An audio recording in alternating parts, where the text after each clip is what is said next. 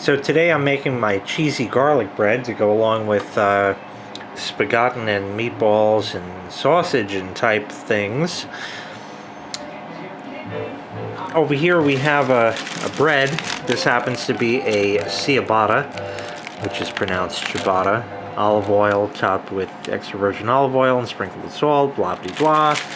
All natural, because bread always grows salt on the top, things like that. So I've applied copious amounts of non-clarified butter, for those of you who get the reference. And now we're going to get garlic. So now we're going to crush some garlic here. Just have my garlic crusher. And just squeeze it and slice off little bits of it. Kind of like this, you know. And just sort of spread it around. Like that. I got some more garlic we'll crush now. Over here. Now we're just going to keep on crushing garlic until you're satisfied there's enough on the bread.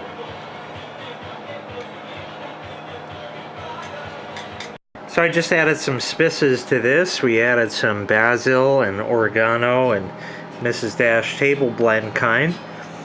And of course the garlic and the butter as you saw before. And of course a lot of you are going to say, but Jay, you're only making half a bread. Not when you fold it over and stick it in the oven, you don't. And now for the chorizo, we're going to go for the poor man's Parmigiano Reggiano over here. It's close enough in spelling, so it should be the same, right? So we're going to put that on there, and I have just the right tool for the job. We have Le Pampere's Chef cheese grater thing, and you just put the chorizo in there, and it has a grater wheel kind like that on the inside, and you turn the crank and it makes chorizo. And we're going to inundate this bread. Inundate is the word of the week, in case you hadn't noticed.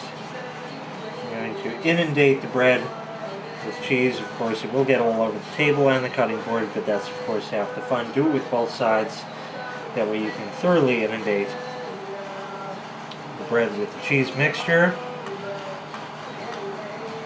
And that should do just fine right there. Wrap the bread in foil, stick it in for about 11 minutes or so, which is more like 5 or 6 or 7. So that's what we have after about 5 minutes. You see it didn't quite melt all the butter just yet, but that'll be alright. Now we're going to put it in under the broiler. So I'm going to turn this guy over to broil here, like that. Just wait and make sure your broiler actually fires up, because otherwise you're still only baking. And there we are. Now watch your bread.